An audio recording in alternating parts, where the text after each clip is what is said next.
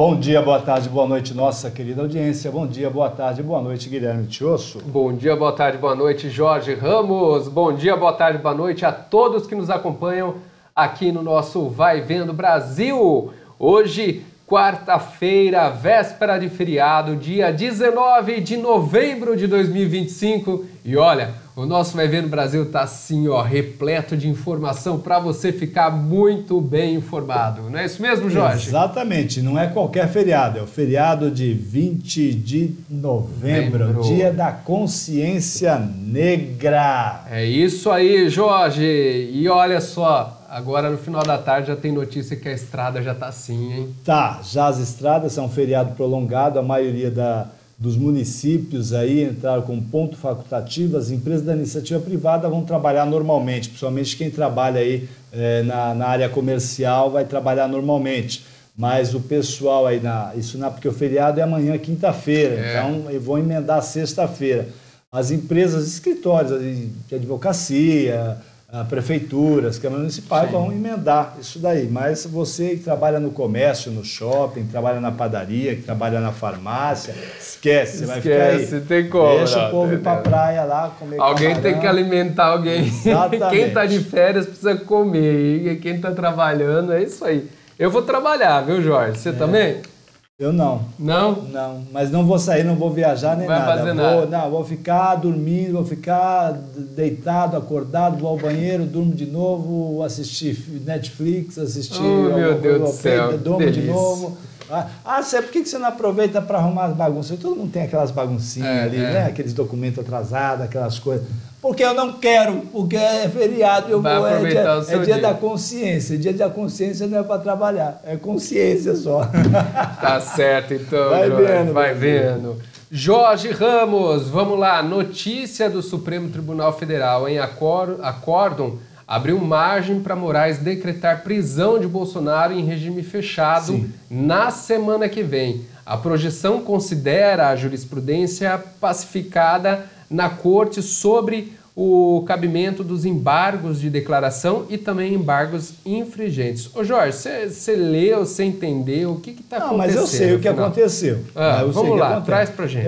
Na verdade, esses recursos, eles não reformam a sentença. A sentença continua igual, eles só são protelatórios, de alguma forma são protelatórios, e aí eles causam dúvidas, só que pode ser que alguém no futuro, alguém peça uma revisão, uma reabertura por algum motivo e etc e tal. Inclusive os advogados do ex-presidente podem opor novos embargos de declaração e embargos infringentes. Exatamente. Tá. Mas o fato é que existe uma pressão da esquerdopatia desse país e do Alexandre de Moraes para humilhar o Bolsonaro e levar ele mais rápido possível para a papuda, né? Que é o grande ápice. Inclusive, eu acompanho a CPMI do INSS na íntegra. Aliás, ontem acabou 00:30 de novo, viu, Tiosso? Tá dormindo tarde, hein, Jorge? Pois é, eu acompanho. Começou às 9 da manhã. Meu Deus. Tá? Eu acompanho muito. E eu vejo alguns deputados petistas que fazem questão de dizer, não, isso daqui, a semana que vem já está tudo resolvido, isso aí que o Bolsonaro vai estar na papuda, eles falam com a boca cheia, papuda, é o Bolsonaro, eles falam assim com um prazer muito grande, né, e aquilo a gente sabe, isso aí não é defendendo o Bolsonaro nem nada, foi uma coisa absurda, de um crime que não existiu, de um golpe, uma trama golpista que não existiu, só uma narrativa criada que eles fazem questão de evidenciar uma trama golpista, um golpe, uma coisa assim, um crime Jorge, o gabinete, injusto, inclusive. E o gabinete de Alexandre de Moraes é um pouco célere, né? Ele, né?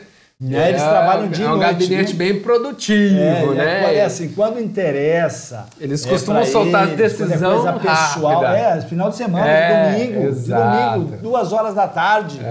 Tá todo mundo ainda almoçando, ainda na casa da nona, e já está despachando. Já tem 24 horas para...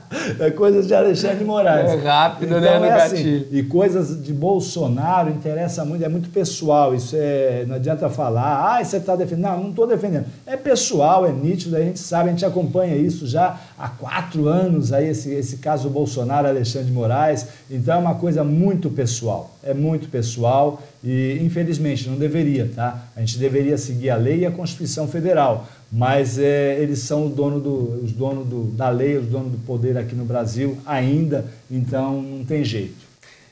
Vamos ver o que vai acontecer, né? Mas o grande ápice disso tudo é levar Bolsonaro lá para Papuda, né? Sim, a gente abre a grande, internet, a gente já vê a grande... mensagem, né?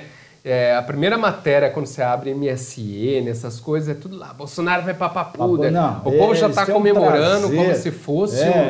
Eu vou ver um monte, vocês vão ver na rede social, grande dia, pessoas aí que, principalmente ligado ao PT, os militantes do PT, né, vão estar comemorando tudo. E assim, eu até hoje, eu fico tentando entender qual foi o crime que Bolsonaro cometeu. Até hoje eu não consigo. E olha que eu levanto, eu sou uma pessoa, eu sou formado em Direito, sou pós-graduado em Direito Constitucional, e eu fico vendo, o Direito Constitucional, para os senhores que não sabem, o Direito Constitucional é o pai de todos os direitos, o direito civil, o direito penal, o direito do processo e tudo. Então, eu fico olhando, tentando buscar as coisas, os elementos para falar, olha, não, o Bolsonaro realmente cometeu um crime. Não acho, não encontro. Não acho, né? Foi totalmente arbitrário. Mas isso o futuro, a história vai mostrar isso, viu, tio? Só que, lamentavelmente, nesse momento, quem está passando por essa injustiça, que uma injustiça é uma das piores coisas que tem. Sim. Uma pessoa ser presa injustamente, não é só o caso do Bolsonaro, tem muitos. Qualquer um. Simplesmente a morte da pessoa em vida. Principalmente pessoas decentes. Exatamente. A pessoa que é condenada, é culpada, é julgada sem cometer o delito, né? Vamos dizer assim. Eu acho que deve ser a coisa mais horrível. Deve ser horrível, né? Então é assim. Se você cometeu, você ainda vai preso, você é ciente, né? Exatamente. Você teve um delito, você cometeu um crime, você sabia do risco que aquilo poderia acontecer. Mas nesse caso, olha, eu procurei, viu, tio?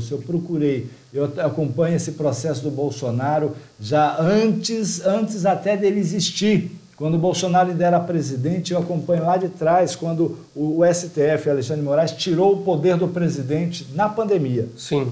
Lá atrás. Então eu venho acompanhando, eu venho vendo, não existe crime que justifique essa condenação, essa sentença de Bolsonaro. Mas não só do Bolsonaro, do pessoal todo aí que está na trama golpista, que são vários núcleos, são 5 núcleos, se não me engano, e mais de 1.000 pessoas que eram manifestantes que estavam lá, não estavam contentes realmente com a eleição, com esse bêbado descondenado que foi eleito, não estavam contentes com a eleição do Luiz Inácio Lula da Silva, estavam ali se manifestando, não quebraram nada, não fizeram depredação nenhuma, e mesmo assim essas pessoas estão presas, uns que estão soltos, estão com tornozeleira eletrônica, cumprir penas de 17 anos, uma dosimetria completamente absurda, sabe? Não foi, eles mas ele cometeu vandalismo. Ok, então vandalismo, 3 anos, 2 anos, se não me engano. Então, quer dizer, é complicado, mas é assim, eles inventaram um crime, inventaram uma trama golpista e cacifaram, tá? O Supremo Tribunal cacifou isso, né? Interesse de alguém aí de ter domínio absoluto do país e está mais que provado, Alexandre de Moraes manda nesse país, ponto. Ô Jorge, o STF, ele rejeitou o recurso e manteve a condenação, então, de Bolsonaro aí na trama golpista, e foram negados também os recursos dos outros 6 réus, né? Então, por unanimidade, a primeira turma do Supremo Tribunal rejeitou os recursos do ex-presidente e dos outros 6 réus aí envolvidos. E aí ficou mantida, então, essa condenação. E agora, o que a gente falou. Aí, quando acabar todos os prazos recursais dessa primeira fase, que ainda tem outra fase, tá, tio? Depois você pode reabrir o processo, né? Se houver elementos para isso, né? Esgotando tudo, aí realmente está julgado e transitado, existe a homologação, aí a sentença tem que ser cumprida. Tá? Só que Bolsonaro está preso antes mesmo, 100 dias antes, até do julgamento. Ele já estava preso antes do julgamento. E ele também doente, né? Não, ele está debilitado. Aquela facada debilitou ele, são sequelas que ele vai levar pelo resto da vida. A idade dele já não é, ele já não tem mais 50 anos, Bolsonaro já tem uma idade avançada, 70 e poucos anos. Então é assim, aquela facada, várias cirurgias, tudo. Essa morte em vida dele talvez leve à morte física pela decepção. Talvez pela decepção, né? Alguém que lutou tanto pelo país, agora aí, né, nessa situação. Ô Jorge, agora a Polícia Federal indiciou também o ex-ministro do governo Lula, o Silvio Almeida, por importunação sexual. Exatamente. Você lembra dessa história, né? Lembro da irmã da Marielle Franco, né? Ele importunou sexualmente a irmã da... não só ela, teve vários outros episódios, tudo, né? Mas era aquilo, foi passado pano durante muito tempo, porque ele fazia parte do núcleo petista, inclusive. Ele é um ministro, foi indicado pelo Lula, né? Então, ele era ministro de Direitos Humanos, exatamente, né? Exatamente. Silvio Almeida, né? E aí agora ele foi enquadrado aí pela Polícia Federal pelo crime de importunação sexual. Agora... Foi leve para ele, porque foi muito mais do que isso, tá? Foi muito mais do que importunação sexual, viu? Foi assédio sexual, assédio moral, foi muito mais do que importunação. Mas é aquilo, ele é do PT. Se fosse do PL, ou bolsonarista, ou de direita, com certeza já estaria preso, inclusive. Não seria agora que a PGR iria se manifestar, nem tão pouco... Ele teve o licenciamento também, né? Ele foi licenciado, né? Para poder não ficar em evidência e... para não expor mais o painho Lula, né? O governo que ele pertence, o governo que... do antro da corrupção, de todas as histórias ruins desse país, tá ali o pessoal do Lula está envolvido. Ô Jorge, agora a gente sabe que os Estados Unidos ele vai precisar negociar novamente com o Brasil com relação às tarifas ainda, o negócio na verdade, ele vai dar um presente para o Brasil. Ele vai dar um Não presente. é nem negociar, porque é assim, em função da economia interna, ele vai ter que abrir umas perninhas aqui para o Brasil e aí vamos na matéria. Então, a partir de agora, o Brasil pode se beneficiar, né, com a redução das tarifas dos Estados Unidos para alguns produtos. Por exemplo, o café, né, que os americanos consomem muito, carne de boi, laranja, que é o suco de laranja, carne bovina, e aí tem outros produtos. E aí eu vou dizer aos senhores, o Lula vai vir aí na TV Brasil e vai falar dizer que ele que conseguiu. Foi ele que conseguiu a redução, porque a soberania, vendendo a soberania, eles tiveram que ceder pra gente, etc e tal, blá, blá, blá. É aquilo, né? Eles têm um tal de se apropriar de coisa que eles não fazem, que é fantástico, e mentem pra caramba, viu?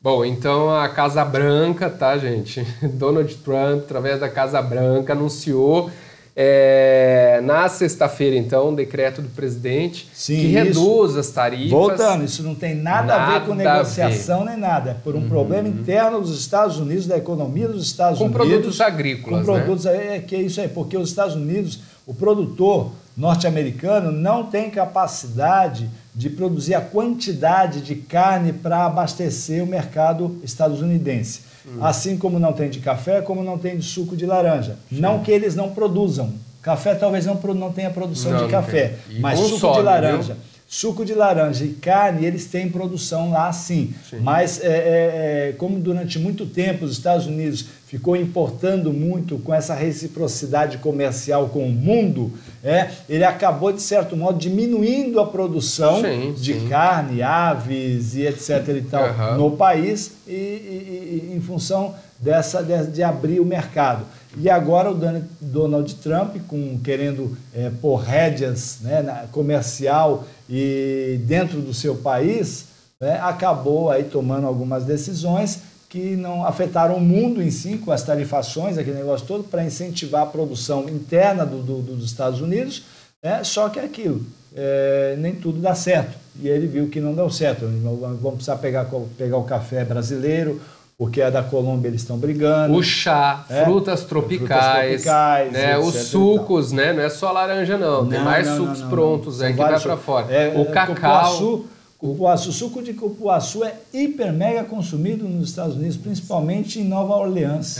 Eu não sabia disso não. Pois curiosidades que a gente vai descobrindo no dia a dia. E aí a gente tem o cacau, tem especiarias, banana, laranja, tomate, carne bovina e alguns fertilizantes, inclusive, porque os Estados Unidos ele precisa de alguns fertilizantes. Sim, e os fertilizantes hoje, quem tem o domínio dos fertilizantes do mundo é a Rússia.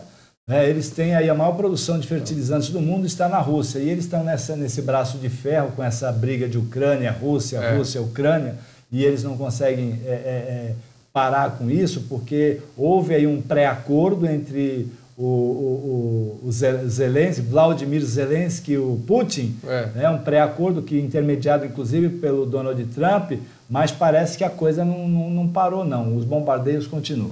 Continuam, Jorge, continuam. Agora, e a reforma tributária? Será que vai atrapalhar muita gente para 2026, Jorge?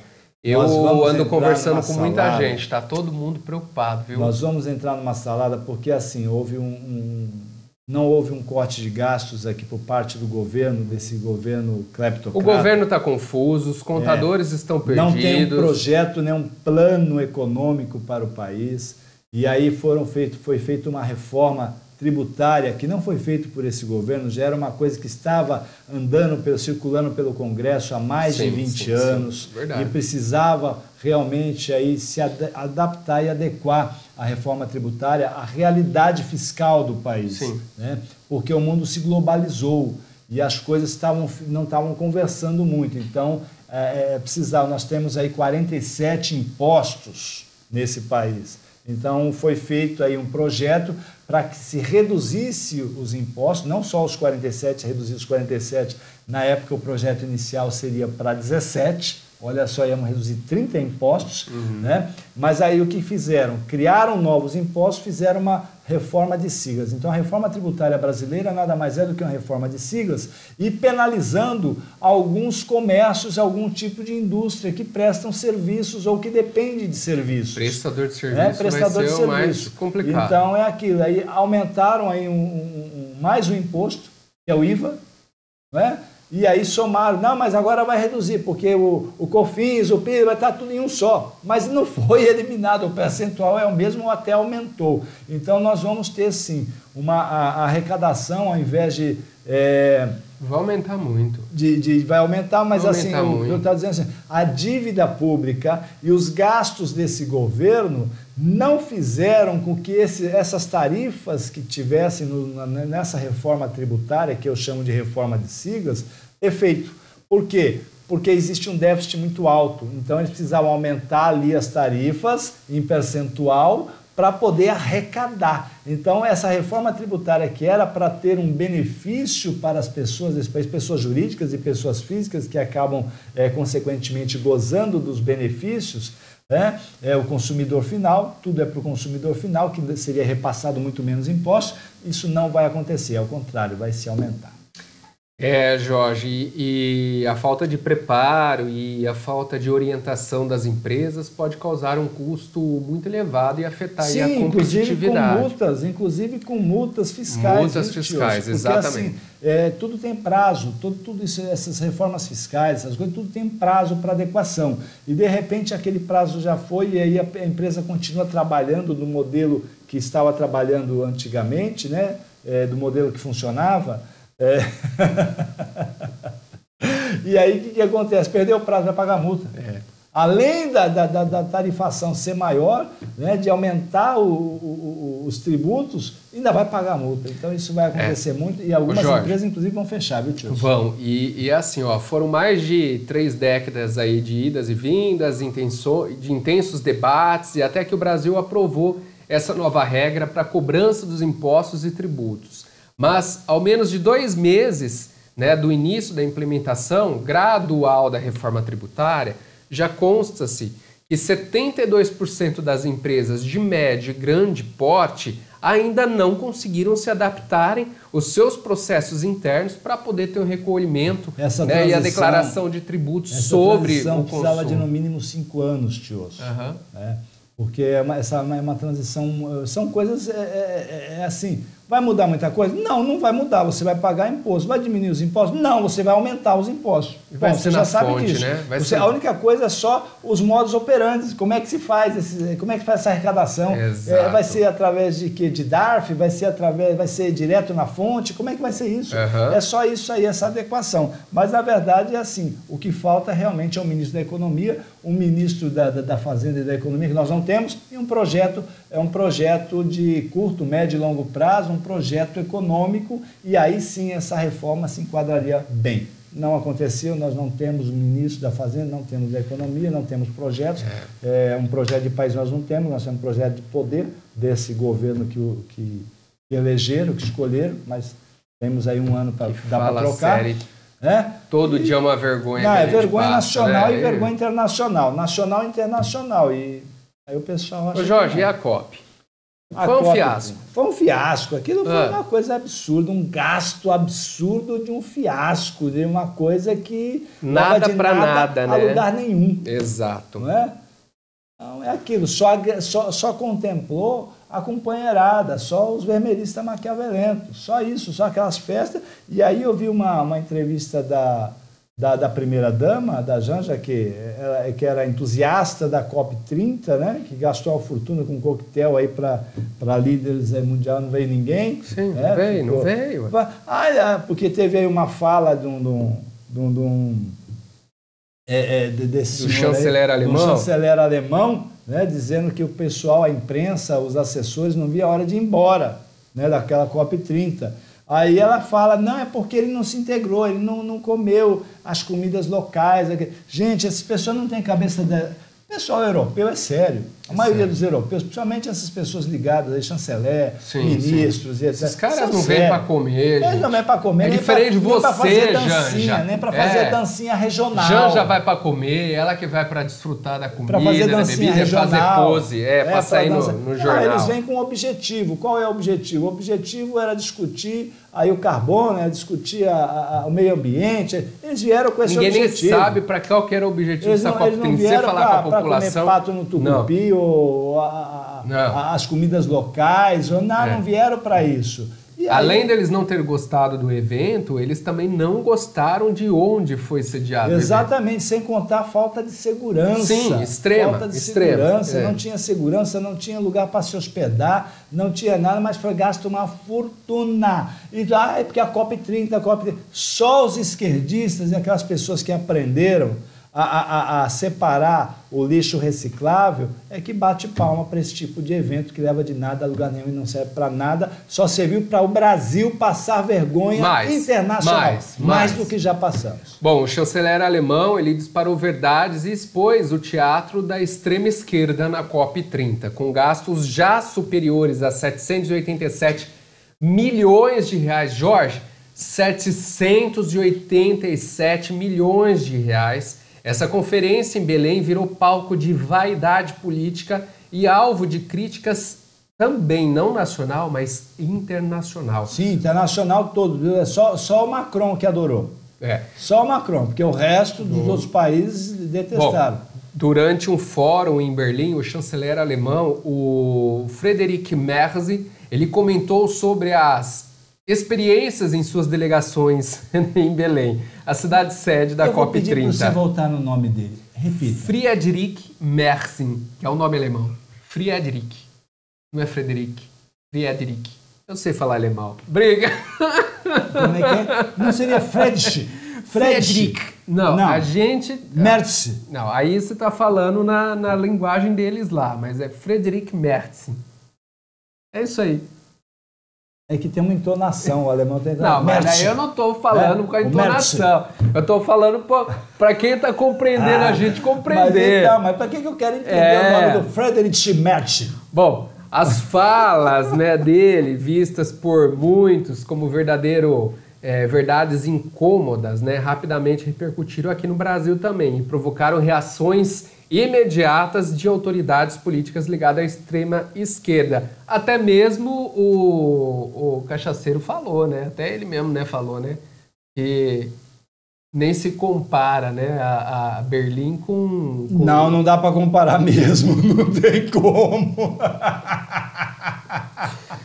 Ai, meu Deus do céu, meu. Aliás, quem deve estar perto de Berlim, mandar um abraço aí. Omar Najá Neto tá na Alemanha. É verdade, ele tá na Alemanha, tá passeando lá, Jorge, essa repercussão internacional, ela traz uma situação mais complicada, cada vez mais, para o Brasil, Porque o Brasil acaba caindo em desmerecimento, Mas, Tios, porque assim, a gente já sofre um preconceito internacional porque elegemos uma pessoa que foi descondenada, que teve passagem por corrupção ativa, passiva, né, comprovadamente em várias instâncias judiciais. Né? Então, a gente já sofre esse preconceito porque a gente admite que uma pessoa descondenada possa ser presidente da República novamente, ou seja, voltar à cena do crime, como disse o Geraldo Alckmin. Então, já existe esse preconceito aí da maioria das autoridades, tanto norte-americana quanto europeias ou asiáticas, salvo daquelas dos países comunistas, né, que são amiguinhos, já existe um descrédito muito grande em relação a isso. E aí as ações desse governo é preocupante, muito preocupante, tanto para as autoridades, porque assim, o mundo globalizado acaba um país dependendo do outro. Sim. Né? E isso influencia diretamente e indiretamente, até mesmo na abertura de suas fronteiras dos imigrantes e imigrantes. Sim. Né? Acabam, quem que eu estou recebendo no meu país? Por que eu estou recebendo? E isso é muito ruim. Então, a gente já tem esse problema aí em todo mundo de ser... e eles vendem aí para a imprensa local que, nossa, que é tudo um arraso, que é tudo maravilhoso. E aí vocês acham que é de verdade. Mas não é. Quem tem a oportunidade de sair, conversar com as pessoas lá de fora, a pessoa não precisa ser pessoas muito ligadas à política ou articulações mundiais, não. Pessoas simples. Né? Aí vocês têm um verdadeiro resumo do como o país e como nós brasileiros somos vistos lá fora. Exato. E aí você veja aí, acontece mais essas ações, esses disparates aí do Janjo e de uma Janja, numa COP30, é só para fechar a fatura, para nós passarmos mais ridículos e perdermos muito mais a pouca credibilidade que resta em alguns entes desse país. Sim. Né? Eu vou dar um exemplo aqui, tá? Nós temos um governador que ele não sai daqui. Normalmente os líderes mundiais vêm até o Palácio Bandeirantes, o Tarcísio. Por quê? Isso é credibilidade, é confiança na pessoa, diferente do bêbado e descondenado. Uhum. O Tarcísio, no seu primeiro ano de governo, ele viajou o mundo, sim, ele foi atrás, a gente acompanhou, inclusive, essas idas e vindas dele atrás de investimento, pro trem, né, de velocidade, buscando dinheiro, buscando investidores, foi para a Espanha, foi para o Reino Unido, ele fez isso lá no começo. Agora, vem todo mundo até ele. Vem Alemanha, vem Inglaterra, vem Espanha, vem Portugal, vem todo mundo até o Palácio Bandeirantes. Exatamente. Ô Jorge, ainda falando do isso é credibilidade. Lá, o advogado-geral da União e favorito do Lula para o Supremo Tribunal Federal... É o Xará. É o falso Messias. É o Jorge Messias, é o falso Messias. Falso Messias. Ele é acusado de ignorar alertas sobre irregularidades em sindicatos ligados ao irmão do presidente. Exatamente. A CPMI do INSS, que investiga as fraudes em descontos não autorizados de aposentados, voltou agora a sua atenção para o Jorge Messias, advogado-geral da União e nome preferido de Lula para poder assumir o Supremo Tribunal Federal. Exatamente, é o futuro ministro Jorge do STF indicado pelo bêbado descondenado. O que está acontecendo, meu amigo? O Jorge Messias, ele ficou durante anos, ele já sabia, já foi denunciado, eu acompanho a CPMI, então eu vi, foi exatamente ontem que se deu aí essa aparição do Jorge Messias. Sim. Né? Porque em um determinado momento se constatou que algumas entidades reclamaram, inclusive entidades sérias, né, de aposentados e pensionistas, reclamaram ao Jorge Messias, né, sobre o que estava acontecendo, principalmente dessa associação e sindicato ligado ao irmão do Lula, do Frei Chico, né? E o Jorge Messias fingiu que não estava acontecendo, ou seja, ele prevaricou. Isso ficou muito feio e aí acabou chegando aí, usando mais durante um golpe, aí, né, tirando o dinheiro dos aposentados e pensionistas mais um ano por falta de ação do então o Jorge Messias, o favorito do Luiz Inácio. O favorito. E aí agora ele é o predileto aí para indicação, né? Mas exatamente. Você vê como que é as coisas, né? A sensação que a gente tem nesse país, né, Jorge, de que gente séria não tem valor, mas quem não, eles aí, a esquerda, quem é do grupo, quem aí. esconde, quem envolve, esses daí. Esses aí são os caras hoje, os que mandam nesse país e estão levando esse país a uma cubatização. Você sabe que hoje eu conversei com uma petista, né? Uma senhora. Você conseguiu? De 61 anos de idade.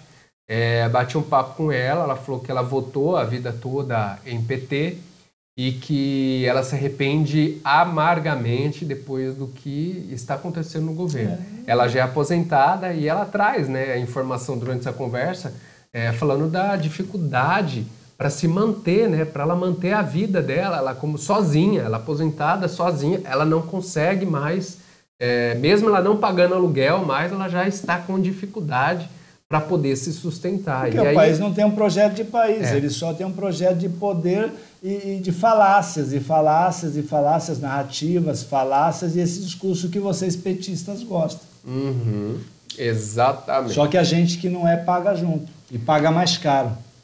Ô Jorge, agora vamos lá. Com 370 votos, o DERRIT emplacou o marco legal do combate ao crime organizado.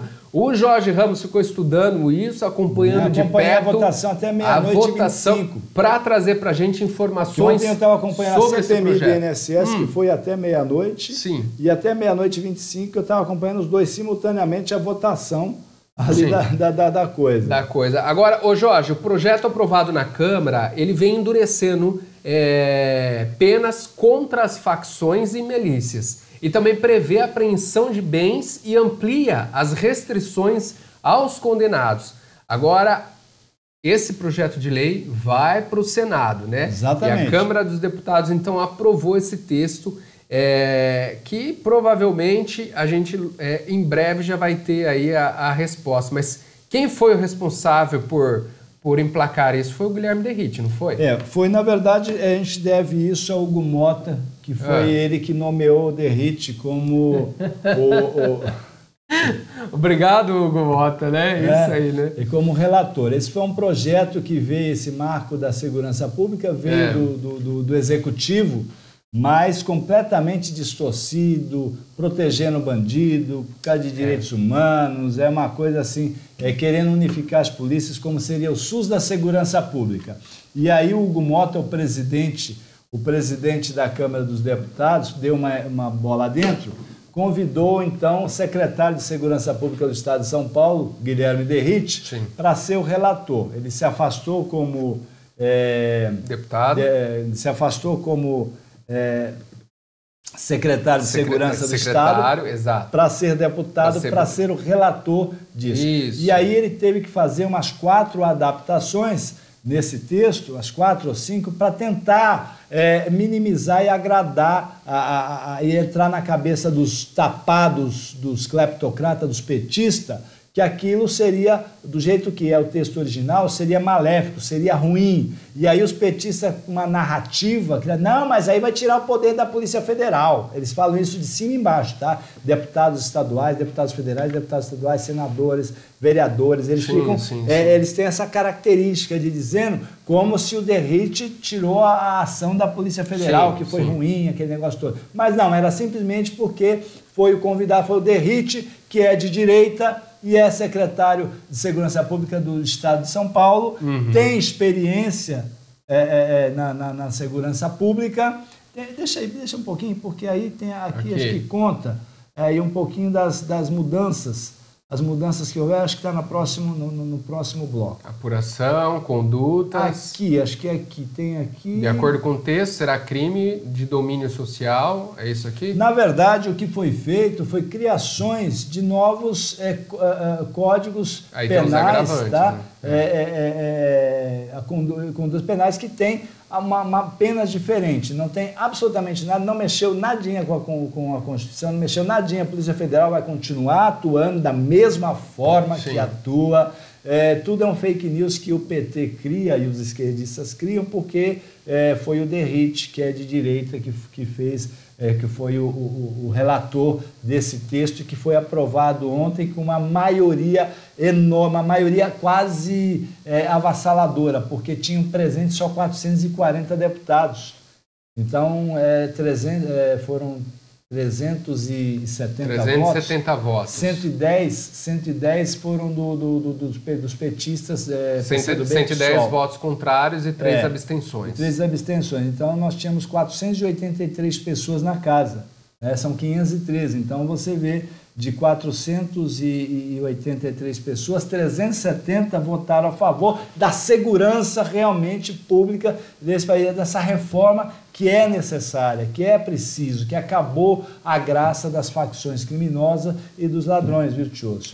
Jorge, então, assim, provavelmente no Senado vai ser igual, vai ter uma emenda ou outra, mas o presidente Lula deve vetar alguns itens, porque não estava de acordo com o texto principal original, que, infelizmente, o PT privilegia e prestigia quadrilhas e bandidos. Jorge, os governistas, eles discordaram da maior parte do substitutivo, Novidade. E defenderam o projeto original. Mas para o relator, no entanto, o projeto original do governo federal era muito fraco e por isso ele precisou ser alterado. O governo, em nenhum momento, ele quis debater o texto de forma técnica e preferiu atacar, né? Sim. Os deputados, até na CPMI, eles atacando. Dá uma coisa, CPMI do INSS, nada a ver com a segurança, atacando o DERIT, aquele negócio todo, o projeto, e tentando fazer um fake news que era um projeto ruim para a segurança pública. Na verdade, não, é benéfico, porque esse negócio de SUS, a gente sabe como funciona o SUS. Sim. Ia ser igual, ia ser parecido, tá? Da segurança, as polícias iam ser meio que, todas elas iam ser subordinadas diretamente à presidência da República. Bom, e você sabe que a presidência da República e o PT não gostam de polícia.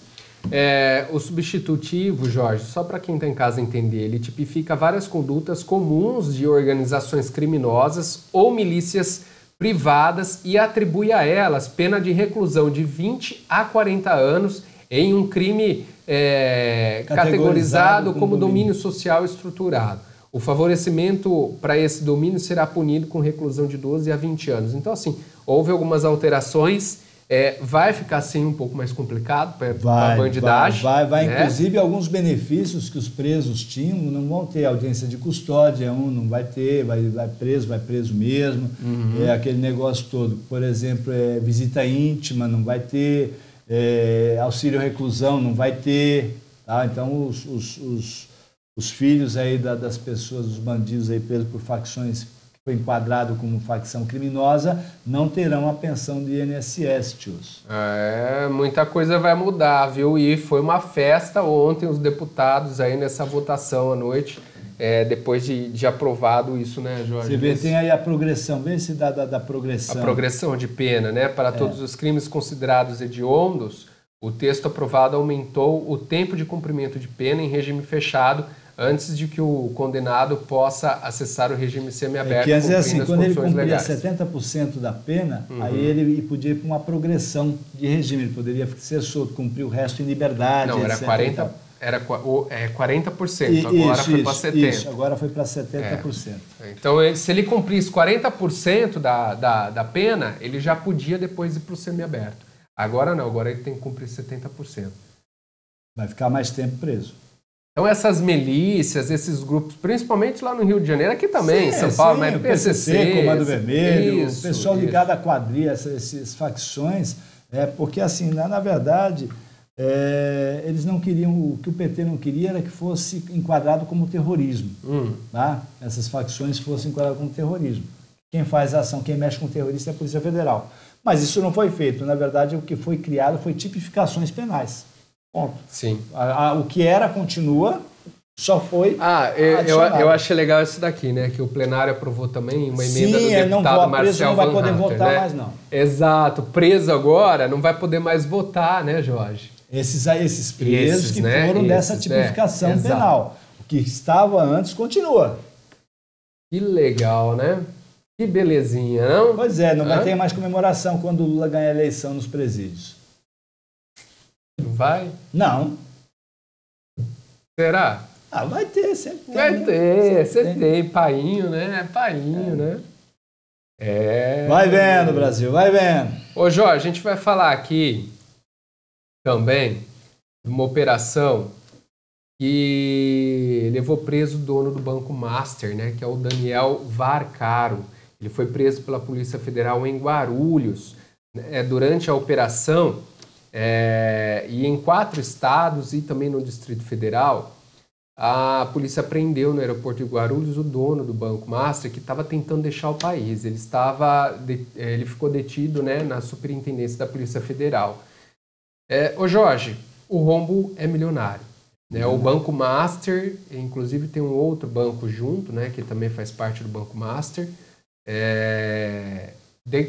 foi pego, né, e agora... Na verdade, polícia... estava tudo certo, tudo caminhando bem. Até eles inventarem aí uma cesta, uma carteira que não existia, que era falsa, e aí para atrair novos investidores, e aí acabou dando a caca toda. Só que com isso o prejuízo para o Brasil é imenso, enorme. Né? Só para os senhores terem noção, Rio de Janeiro tinha em letras financeiras, letra financeira é um título que, diferente de um CDB, tudo não existe fundo garantidor. Sim. Tá? O risco é de quem aplica mesmo. Né? O Rio de Janeiro tinha quase 1 bilhão, o estado do Rio de Janeiro, quase 1 bilhão nesse banco, em letras financeiras. Alguns municípios do estado de São Paulo colocavam lá o dinheiro nessa aplicação para render um pouquinho mais tudo, né? Os fundos de previdências que são locais, municipais, estado de funcionalismo público, etc. e tal.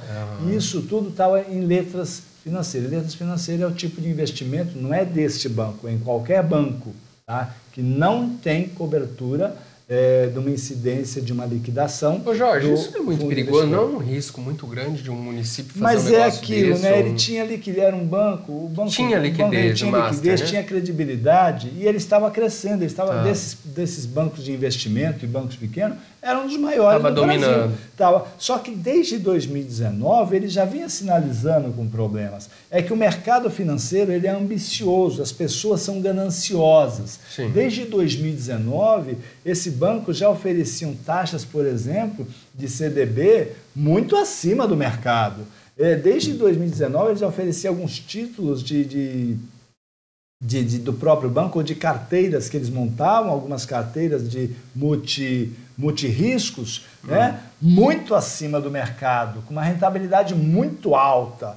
Então, assim, não existe milagre no mercado financeiro. Não. Quando tem alguém fazendo isso, ou ele está quebrado, tentando levantar um dinheiro, e se ele está quebrado, eu não vou colocar meu rico dinheirinho lá, porque ele já está quebrado, né? Ou realmente existe alguma fraude, uma lavagem de dinheiro, alguma coisa aí ligada a essa instituição. Então, meu suado dinheirinho, eu não vou arriscar. Mas as pessoas falam, olha, mas peraí, um exemplo, vou citar um banco aqui desse de carreira, Itaú, por exemplo. Itaú tem um CDB que me paga 97% do CDI. Sim.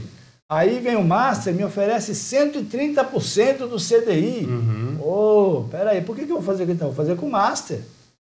E era um banco sólido, né? Até então, né? Era um banco até então não criarem uma carteira falsa que não existia no mercado. Né? Tinha investidor. A credibilidade. Tinha investidor em vários municípios do estado de São Paulo, vários governos, como o do Rio de Janeiro, entre outros. Quanto que o governo do Rio de Janeiro investiu? 977 milhões, quase 1 bilhão. Só o governo. Mas o Fundo de Previdência dos funcionalismo público do Rio de Janeiro dizem que chega a perto de 3 bilhões. Ô Jorge, mas se é 3 bilhões e se agora foi levantado, o banco já não tem mais tantos bens, como que vai ser devolvido esse dinheiro se o fundo garantidor não paga? Não vai. E aí a previdência dessas pessoas, como é que fica? De novo, vão ter que... O INSS vai ter que socorrer esse povo. Aí, você... de novo. Céu, mais uma vez. De novo, você vai ser Você que pagou o rombo do INSS. Pois é, de novo. Você que está pagando essa farra. Você sabe por quê? O que acontece? Ele entra para uma liquidação. E na liquidação, ele entra para como é que chama? Isso tem um nome específico, que você entra em... tipo uma falência que você entra. Liquidação. E aí, primeiro você vende o que tem fundo garantidor, até 250 mil, o fundo garantidor garante. É tipo um seguro que vai pagar. E o fundo garantidor é um depósito que esse banco faz para poder funcionar. Né? Então, aquele fundo garantidor garante até 250 mil, para cada investidor, seja ele... Os pequenos investidores. O cara tem lá 500 mil, vai receber 250 agora e os outros 250 vai ficar para essa liquidação, que ele vai ter que vender os bens, fazer a apuração dos bens, etc. e tal. Então, mas já foi ir para leilão, que vender para depois satisfazer. Primeiro os funcionários, depois os credores do próprio banco, aí depois os investidores. Sim. É essa ordem cronológica que tem nesses casos aí de falência. Tem muita gente que tem milhões aí aplicados. Sim, tem, internacional, pessoas internacionais, inclusive. Aquilo. Mesmo porque Mas o banco não tem muitas coisas. O Daniel Vorcaro, ele se comportava uma forma diferente dos bancários, né? Os bancários geralmente você não sabe quem é, os banqueiros. Você não sabe quem é, você não vê, eles não... ele gostava de aparecer. Ele gostava de aparecer, de aviões, de estar no meio político, pagando jantares, inclusive. Ele pagou vários jantares para os ministros, né? Para encontros em Brasília, para... Esse de todos os governos, tá? Do governo Bolsonaro, do governo Lula, não é... foi do... Não. Do governo Lula, do governo Bolsonaro, exato. Todo mundo. Porque é uma forma dele fazer propaganda do negócio dele e atrair investidores. Exato. E aí agora... Eu tinha uma frota de jatinhos. Uma frota de jatinho, para você ver. E um jatinho não custa 10 mil reais. Não. Bom... Então agora esse comunicado do só o que ia fazer fuga, só esse aí me parece que custa 7 milhões. Que ele ia sair do país, né? Que tem autonomia para viajar longas horas. Bom, espero que isso se resolva, né? Essas pessoas se consigam reaver aí o seu dinheiro, né? Não só os pequenos, mas também os grandes investimentos aí. Aquilo, vai liquidar, vai ver os bens, vai para leilão esses bens, vão vender os bens e aí o que der para pagar vai pagando em percentual. Sim. Olha, dá para pagar 10% do que você tem investido, vai receber os 10%. Sim. Quem tinha até 250 mil recebe. Mas eu tinha 250 mil e rendeu mais 50, vai receber só 250. Só 250. Eu tinha 220, agora chegou a 250, vai receber os 250. Uhum. É assim que funciona. Se você esteve falando antes da gente começar aqui o nosso programa jornalístico, vamos dizer assim, e teve prefeituras que em setembro do ano passado, com algum alerta... prefeitura aqui do estado de São Paulo. Porque isso já foi sinalizado pela PGR, viu, tio? Entendi. Então a prefeitura que é ligada... Não só a PGR, mas também o próprio Banco Central já vinha alertado... E o corpo jurídico da prefeitura ali que está antenado algumas prefeituras retiraram em setembro, até outubro, retiraram todo o dinheiro, conseguiram. Porque assim, quando você pede a letra financeira, ela é D mais 60. Então, você pede hoje, você vai receber daqui a 60 dias. Sim. Então, quem recebeu, recebeu. Quem pediu e está dentro de 60 dias, entra na liquidação. Mesmo quem pediu e ainda está dentro da liquidação. Sim, porque já foi executado, o banco já foi executado. Quem pediu antes, recebeu, ótimo. Ô, Jorge, quem pediu está dentro dos 60 dias, vai entrar na recuperação judicial. Recuperação judicial, é o nome. Isso, Jorge, é outra notícia que influencia muito negativamente o Brasil para fora. Você vê que a Bolsa de Valores, o mercado financeiro entrou em pavor nessa semana. Foi um caos total, ainda está, né? Praticamente só estão conseguindo trabalhar em cima disso e de especulações e o que vai acontecer. E, inclusive, o Fundo Garantidor ainda não tem uma resposta, porque ainda não recebeu a lista dessas pessoas. Não sabe ainda a quantidade de pessoas que têm até 250 mil. São CPF e CNPJs. Porque se falsificaram documentos, se falsificaram letras e se falsificaram CDBs aí, vai ter muito mais do que o valor que está lá no Fundo Garantidor. Na verdade, era um mix de carteiras, viu, tio, que foi falsificado. Mix de carteiras. Mix de carteiras. Bom, é isso aí mais uma vez o Brasil... Você lembra que eu falei para você, Tiosso? Nova Odessa ia ter notícia? Lembro. Você foi o primeiro a cantar a bola. Você falou logo, Nova Odessa, não te dou 15 dias. E eu vou contar outra aqui para vocês. Daqui 10 dias é Americana. 10 dias Americana? Vai acontecer coisas. Daqui 10 dias, aguardem. Bom, Ministério Público pediu a cassação do prefeito Leitinho, o Leitinho, na cidade de Nova Odessa. O Ministério Público aponta irregularidades em compras sem licitações e pede a cassação do mandato do Leitinho na cidade. Ô Jorge, O Leitinho, ele é um cara bem popular aí na cidade, mas parece que de uns 2, 3 anos para cá ele deu uma caída na popularidade. E aí agora um negócio desse... A popularidade continua. O que eu vejo é um pouco de falta de responsabilidade fiscal, falta de responsabilidade política e falta de responsabilidade que ele é prefeito de uma cidade. É assim que eu vejo, tá? Segundo o Ministério Público, Jorge, entre 2023 e 2024, a Prefeitura teria adquirido R$548 mil em produtos de uma padaria de Santa Bárbara. Padaria muito boa de Santa Bárbara, diga-se passagem. Exatamente. As compras teriam sido fracionadas para se manter abaixo do limite legal da despesa de licitação. As notas fiscais apresentavam descrições genéricas, como fornecimento de alimentação, sem detalhamento dos itens. Não foram encontrados documentos obrigatórios, como estimativas prévias de preços ou justificativas técnicas. O Ministério Público pede, além da cassação, a suspensão dos direitos políticos do prefeito. O que isso vai dar, Jorge? Olha, você vê, nem é um valor absurdo, né? Nada. Padaria, 400 mil, 500 mil reais. 500 mil reais. Se você diluir 500 mil reais de docinho, 2 anos. De docinho, de salgadinho, é coisa abessa, hein? Em um ano, isso foi uma apuração de um 23 a 24. Tá. Foi 543 mil reais, se não me engano, é isso? Sim, 548 mil reais. É a apuração de um ano. E era um negócio meio louco, que era assim, qualquer evento que tinha, o pessoal já mobilizava a padaria aqui, já manda para lá que põe na conta. Vereadores, tem um monte de gente, não foi só o prefeito não, viu? Só utilizava essa padaria, né? Quem responde é o prefeito. Então, é assim, Nova Odessa tinha muitos coffee breaks, tinha muita coisa, inclusive em época de campanha, viu, tio? Esse foi o que pegou. Porque eu acho normal as prefeituras fazerem esses coffee breaks, esses encontros, vai fazer reuniões e tal. Eu acho normal, não vejo... Normal. Mas e eu acho que era coisa, era assim, vamos fazer uma reunião aqui para pedir voto. Então pede lá a padaria. Foi assim, o dinheiro foi usado fora do mandato, foi usado para campanha, foi usado para várias coisas. Não é nem um valor tão absurdo, né? 548 mil é absurdo, sim. Não, é absurdo, mas assim, não é um valor que você pra fala... Salgadinho, salgadinho, refrigerante... Padaria é caro, né? É uma padaria muito boa, Storage, né? Storage? Storage? Não sei qual que é, tô meio por fora, é muito boa. Padaria Storage, não conhece aqui? Storage é aqui, né? Em Santa Bárbara. Santa Bárbara aqui, né? Pra lá. Aí tem uma muito boa lá no centro também. Não, lá é Storage, essa é Storage. Tá. Isso aí, né? Vamos ver o que isso tudo vai acontecer a partir de agora, né? Quem quer pão, né? Quem quer pão, né? Com leitinho? A tendência é assim. Pão com leitinho?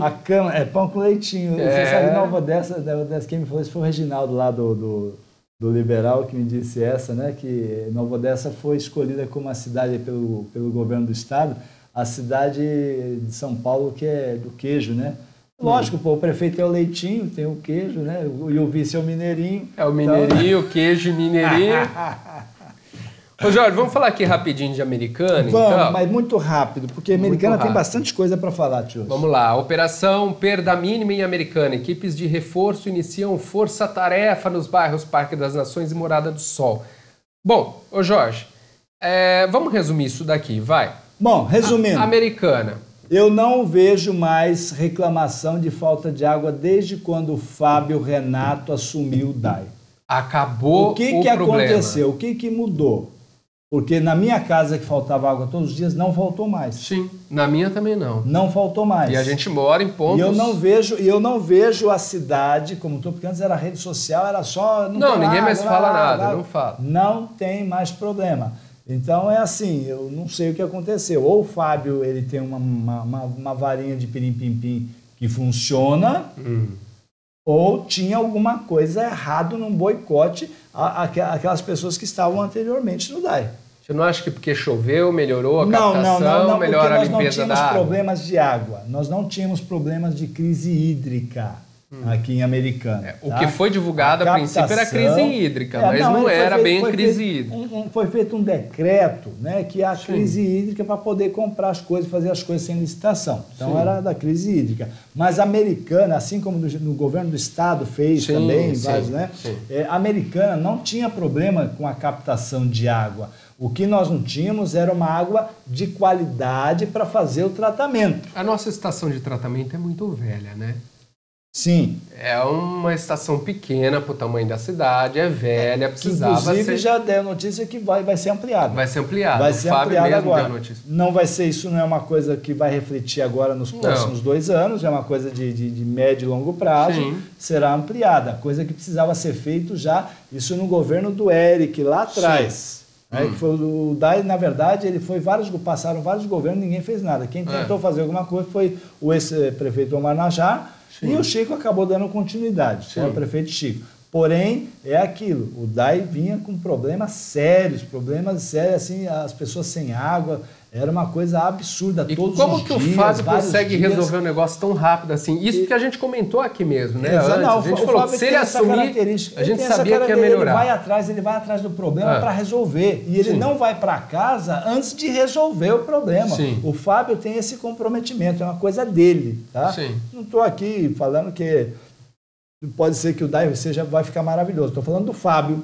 A figura do Fábio, o superintendente do DAI hoje, ele tem uma característica pessoal que ele não vai embora para casa se um problema que afeta a população, seja 10 munícipes ou 247 mil, ele não vai embora para casa enquanto aquele problema não está solucionado. Sim. Eu me lembro perfeitamente quando ele era secretário de Meio Ambiente e tinha aquelas tempestades de domingo, eu via ele junto com a equipe do Meio Ambiente na rua, retirando as árvores da rua, carregando tronco, carregando caminhão, dirigindo o caminhão porque não tinha motorista suficiente. E eu vi o Fábio fazer isso muitas vezes. Mas eu vejo isso no DAI também. No DAI, ele vai em loco nas obras. Mas você falou um negócio aqui de que talvez estariam fazendo um boicote. Olha, eu tenho uma suspeita, isso é uma suspeita minha de Jorge Ramos. Tá? Nunca ninguém levantou essa hipótese. Nunca. Só eu que levantei isso algum tempo atrás. Desde quando o Omar era prefeito. Sim, você fala. Nós tínhamos uma adutora aqui na Campos Sales que num dia só ela estourou 3 vezes. 3 vezes. Num dia só. E agora parou, né? Acabou os problemas. E aí, assim, eu vi algumas situações do DAI, eu tenho quase certeza, tá? Não tenho provas, não posso afirmar, mas assim, na minha convicção é que o DAI existia um boicote quando estava lá o Marcos, e antes do Marcos estava o que está aqui no Parque Ecológico agora, ai meu Deus do céu. Sim, o cara que conhece. O cara sai e já sumiu, já não lembro mais o nome. Olha que absurdo. Como é fantástico essas coisas, esquecimento, né? Zápia. O Zápia, né? Que estava o Zápia, o DAI não andava, não acontecia. Eu acho que tinha boicote interno. Porque o Fábio assumiu, e quer queira, quer não, o funcionalismo tem uma aprovação com o governo Chico, e o Fábio tem aprovação de todo o governo, de todo o secretariado, tá? De toda a imprensa que é ligada, que recebe um cascalho da prefeitura, né? Mas não é porque isso não, porque ele realmente é um cara que desempenha o papel, ele é um cara que não vai embora, como eu disse, eu presenciei várias vezes. Faz acontecer. Ele não vai embora enquanto tiver um problema no departamento onde ele estiver. E eu conheço o Fábio há 20 anos que eu trabalhei, eu tive a oportunidade de trabalhar junto com ele, a gente trabalhava junto, assim, eu fazia uma ação e ele fazia outra, e a minha dependia da dele. Sim. A minha estava sempre atrasada, a dele estava em dia. Vai vendo, Brasil, vai vendo. Ô Jorge, tem mais algum assunto que você quer? Eu quero falar, você vai falar do quê? Para gente finalizar. Para finalizar com isso. Eu quero falar aqui, o ex-prefeito Omar Najjar foi a Rádio Vox, da entrevista para o Jurgência, e depois publicou aí o portal de Americana do publicou, dizendo que o Omar apoia aí uma situação, eu chamo de deputado municipal. Deputado municipal, é bem isso mesmo, né? Que se unam para eleger deputados da região. Olha, eu sou contra isso. Quem estudou o SPB, quem teve na escola e estudou o SPB, essa geração não sabe o que é o SPB. O SPB era uma matéria que chama-se Organização Social Política Brasileira. Mas quem estudou Direito, muita gente passou pelos bancos de Direito, pelo menos 2, 3, 4 semestres, ou em ED, ou em Direito Constitucional, também aprendeu um pouquinho como é que funciona o modelo político desse país, do sistema político democrático de direito desse país. O que faz um vereador, o que faz um prefeito, o que faz um deputado estadual, o que faz um governador, o que faz um senador, o que faz tudo. Então, tem uma noção do que é isso.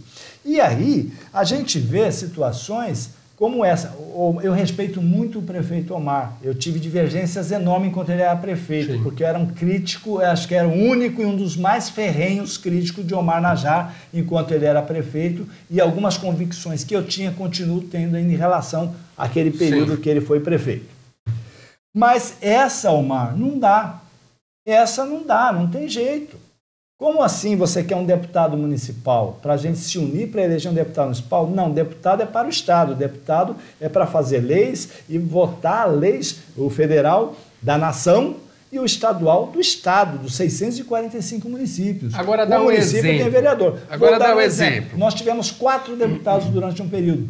Inclusive, o atual prefeito era um desses 4 deputados. Sim. Nós tínhamos 2 estaduais, aliás, 3 estaduais e um federal. Né? Eu vou lembrar os nomes.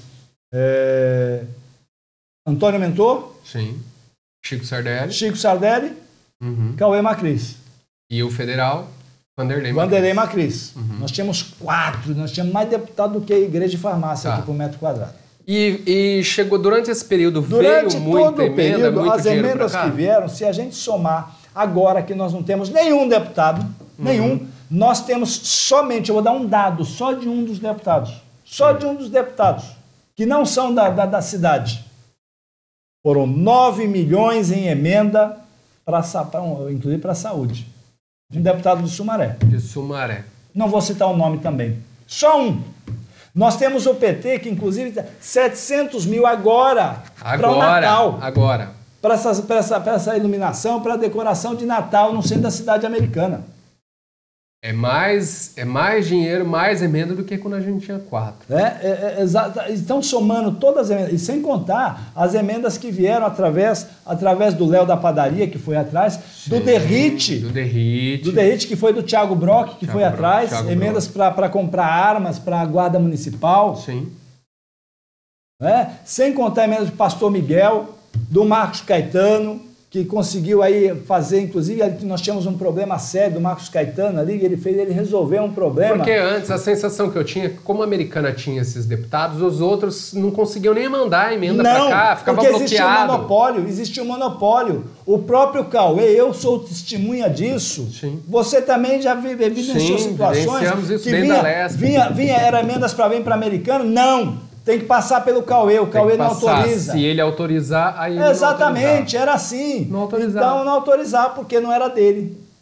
Então, para Americano não foi não uma podia. nem duas, né? Não podia. Então, esse negócio de deputado municipal, desculpa, Omar, mas não dá, não pega. A gente tem que votar em candidatos que têm alguma coisa de representação e tem a ver com que eu tenha afinidade, que eu confie, que eu acredite, tanto estadual como federal. E, de repente, no município, não tenho esse deputado. Eu não tenho que votar por ele, porque ele é do meu município, não, Omar.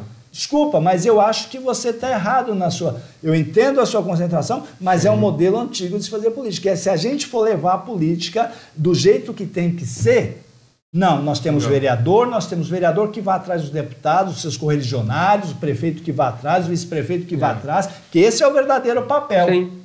Omar, não perca tempo com isso não, viu? Perca tempo com isso não, que não vale a pena, viu, Omar? É um caso, e eu discordo, não temos que... Eu sou contra deputado municipal. Inclusive, ele sugeriu 2. Franco Sardelli, estadual, e um federal, Leco Soares. Sim. Ele sugeriu os 2, inclusive, falas dele. Tá? Nada contra o Leco, adoro o Leco, nada contra o Franco. Sim, eu vi o Franco crescer, tá? Eu acompanhei até quando era criança, adolescente, adulto, nada contra. Mas não é algo que é extremamente necessário, que tem que ser feito. Não, de forma alguma. Se a cidade eleger, a gente tem que buscar né? pessoas que têm a ver com a gente, pessoas que a gente que realmente faz, esse cara vai me representar, porque quando eu voto, eu estou passando a procuração para ele falar em meu nome. No Estado ou lá na Câmara Federal. Exato. Então, não é assim, não é por aí não. Deputado municipal não cola, não vira e constitucionalmente não existe. Não existe. Deputado municipal constitucionalmente é o vereador. Vai vendo. Vai vendo, Brasil. Jorge, nós já chegamos aqui ao final. Vamos falar do evento gospel que tivemos na cidade. Vamos falar do evento gospel. O evento gospel da cidade. Rolou, hein? O evento gospel de gente. Quase, acho que foi 29, 30 mil pessoas. Né? Mas eu vou chamar a atenção aqui para o evento gospel. Aqui, nós vivemos no Estado laico, tá? Na Constituição é um Estado laico de todas as religiões. Então você que é de Umbanda, Candomblé, que tem cantor aí, força a prefeitura a fazer um show para vocês também. Ah, você que é católico, agora já vai ter. Rosa de Saron é um grupo católico, né? Carismático, vai vir. Então, é assim, porque o Estado é laico. Se tem para um, tem que ter para todos. Mas não é isso que eu quero falar. Eu vi uma mobilização do secretariado da Prefeitura de Americana, eu vi uma mobilização dos vereadores da Câmara... Para divulgar o evento gospel. Para divulgar o evento Vamos gospel. lá. E eu não vi essa mesma mobilização para divulgar o Novembro Azul, para fazer o exame de próstata, para fazer o exame de inclusive foi um PSA, fiasco, né? Foi um fiasco, só teve 287, ficou sábado os funcionários da Prefeitura da Saúde, da só Prefeitura, teve 287 exames. Por quê? Faltou divulgação. No dia seguinte, um evento bombou, que era um evento social do Zaramelo Júnior. Parabéns, eu acho que tem que continuar.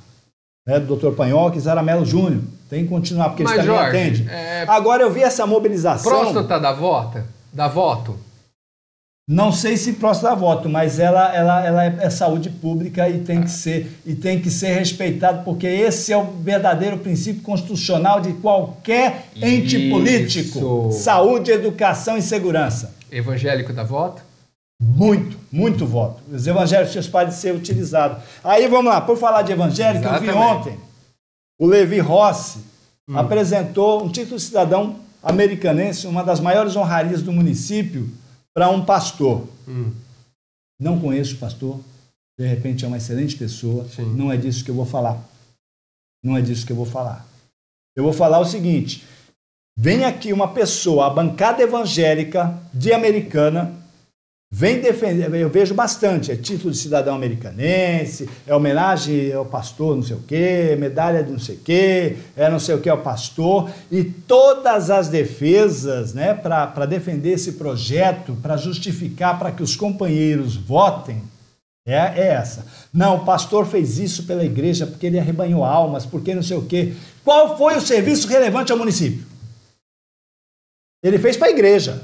Então a igreja que faça a homenagem. O que o município na convicção dele. O município que eu, por exemplo, que eu não sou evangélico, eu tenho que prestigiar, eu tenho que pagar uma sessão para fazer uma homenagem a um pastor, com todo o respeito ao trabalho que ele faz dentro da igreja. Mas a igreja que o reverencia, a igreja que faça homenagens, não o município que é de um estado laico, não o município que tem macumbeiro católico, budista, espírita, kardecista, hinduísta e etc e tal, porque todos pagam por uma coisa de exclusividade de uns. E aí eu vejo aqueles que não são evangélicos, mas querem pegar uma carona na popularidade evangélica. Olha, eu quero parabenizar pelo vereador, pela iniciativa e bababá, bababá, bababá, bababá. Gente, como é cara essa Câmara Municipal de Americana para nós, hein? Só parabéns, né? Muito parabéns e de uma justificativa, com todo o respeito aos pastores evangélicos que prestaram serviço relevante ao município, acho que merece. Sim. Porque esse é o verdadeiro, é a base para se dar um título de cidadão emérito ou o título de cidadão americanense. Emérito é para quem nasce americano e cidadão americanense para quem nasce em outro município. Essa é a base. Serviços relevantes prestados ao município. Agora, se o pastor foi um excelente pastor, se ele não sei o quê, que ele fez para a igreja, eu não quero saber, eu quero que se lasque a igreja de vocês, não é minha, não é do macumbeiro, não é de ninguém. E eu não tenho que aturar isso. Isso é, no mínimo, ofensivo. Respeito à sua religião, continue indo, continue fazendo, não é disso que eu estou falando. Tá? Quem é evangélico, continue... Eu estou falando da parte política e do custo que isso gera para toda a população. E nós não podemos ter privilégios com uma religião A, B, C ou D, porque dá voto. E os senhores evangélicos, parem de ser massa de manobra desses políticos. Porque é lamentável o que está acontecendo, é lamentável isso que acontece. E não é só, eu estou falando do Levi, porque essa foi na sessão de ontem. Sim. Tá? Mas todos os evangélicos, quando vêm para dar título de cidadão americanense para pastor, eles não me falam nada que esse pastor fez de serviço relevantes para o município. Sim. É só para a igreja. Então a igreja que faça homenagem. Eu não tenho que pagar por isso. Esse é um Vai Ver no Brasil. Esse é um dos, né? Falei aqui a justificativa, falei letra financeira.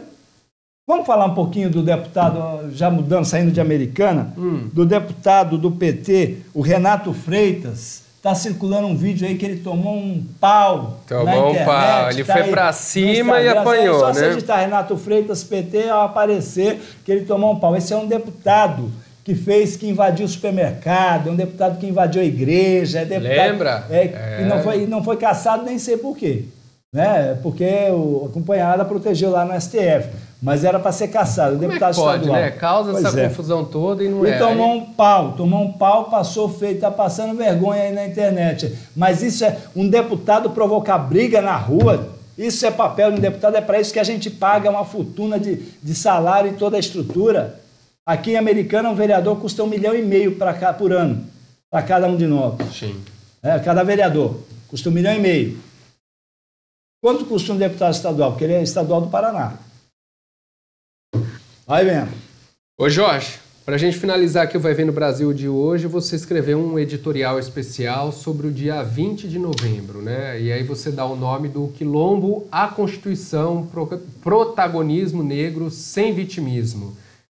Ficou um artigo especial, um artigo super fantástico mesmo, que vale a pena você, e a partir de agora a gente convida você a acessar o site vaivenobrasil.com.br para você ler esse artigo. Jorge, traz um resumo. Amanhã é dia da consciência negra, amanhã é dia 20, dia da consciência negra. E eu vejo, é um resumão, tá? Sim. E eu vejo que esses movimentos negros, eles não evidenciam as coisas positivas dos negros. Não. É só o coitadismo e o vitimismo. Sim. E esse artigo é para dar um pouco aí, inclusive para muitos aí que são usados desses grupos de minoria, como o negro, aí são até usados ideologicamente por partidos de esquerda, né? E acabam confundindo uma coisa que é a religião afro, outra coisa é racismo, outra coisa é preconceito, porque o preconceito nesse país, na verdade, ele é por falta de grana. Porque a mesma privação que passa um negro sem dinheiro é o que passa um branco. Tem muitos loirinhos de olhos azuis aí nas favelas que passam as mesmas privações, os mesmos problemas. Então é assim, a gente tem que sair desse vitimismo e começar a ver. E aí eu levantei, inclusive nesse artigo, foi um editorial, na verdade, né, do Vai Ver no Brasil, eu levantei algumas pessoas, alguns negros, em momentos assim, da libertação da escravatura. Né, para mostrar porque assim, não é só coitado, eles não foram só vítimas. Não, pelo contrário. Não só coitado, não. E não tinha cota nessa época. Eu vou só falar de alguns nomes aqui. Nós temos o Zumbi dos Palmares, né, que foi o líder do Quilombo, que é o evidenciado, tudo mais, o Zumbi. E esquecemos, por exemplo, do Luiz Gama, né? Que advogado, foi jornalista, poeta. Líder do Quilombo dos Palmares, né, que foi o símbolo da resistência contra a escravidão. Nós esquecemos, por exemplo, da Maria Firmina dos Reis, uma mulher, em 1825, foi a primeira romantista negra. Olha só. A autora de Úrsula, né? De Úrsula, obra pioneira contra a escravidão, exato. Teve também o André e Antônio Rebouças, que são os irmãos Rebouças. Aliás, a Avenida Rebouças em São Paulo é em homenagem aos irmãos Rebouças. Machado de Assis, considerado um dos maiores escritores brasileiros. Nilo Peçanha, primeiro presidente negro do Brasil. Aliás, o senhor conhece o Senac e o Senai? Né? Foi. Esses cursos profissionalizantes que nós temos. Foi lá Nilo Peçanha, em 1909, que ele foi governador, senador e presidente da República do Brasil. E a primeira deputada negra, Antonieta de Barros, em 1930, olha só, Nós estamos falando num período pós-escravatura, e uma mulher. Olha isso, quantos anos, hein? E ela não tinha cota. As engenheiras, deputada engenheira, deputado advogado... Você falou de engenheira também, a primeira engenheira negra, Enedina Alves Marques, de 1945. Grande Otelo, ator e humorista, ícone do cinema brasileiro, né, da televisão brasileira. Carolina Maria de Jesus, escritora, autora de Quarto de Desejo, retratando a vida na favela. Quarto de Despejo. Despejo, exatamente. Milton Santos, que também foi um geógrafo e de renome mundial, né, de 1926 até 2001. Então, assim, a gente tem, né, pessoas, uma lista enorme, né? Tem os últimos aqui, eu gosto de citar. Benedita da Silva, é deputada. Deputada. Joaquim Barbosa. Joaquim Barbosa, ministro do Supremo Tribunal. Marta Vieira. essa é do esportista, né? Jogador, ela está entre as 6 melhores jogadoras, né? Pois é, Daiane dos Santos. E vários outros negros de destaque que os movimentos negros não evidenciam e não fazem questão de mostrar, só mostram o vitimismo e o coitadismo. E que a sociedade branca é opressora. Então eu já me sinto, às vezes eu me sinto mal em falar que eu sou branco, hétero.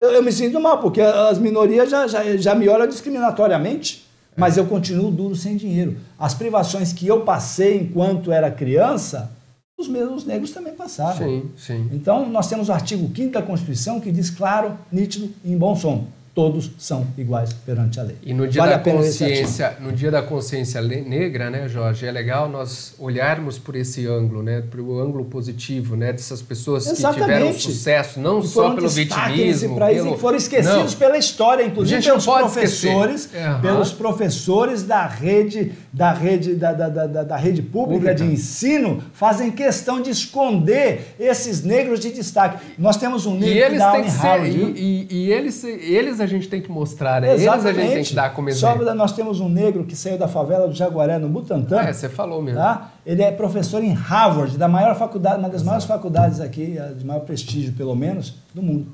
É isso aí. Jorge Ramos, um ótimo feriado de 20 de novembro de 2025 para você e para você também que nos acompanha. Aproveite, descanse, e para você que vai trabalhar, um bom trabalho. Um grande beijo, até a semana que vem. Tem mais, se Deus quiser, e ele há de querer. Beijão. Beijo, tchau, tchau.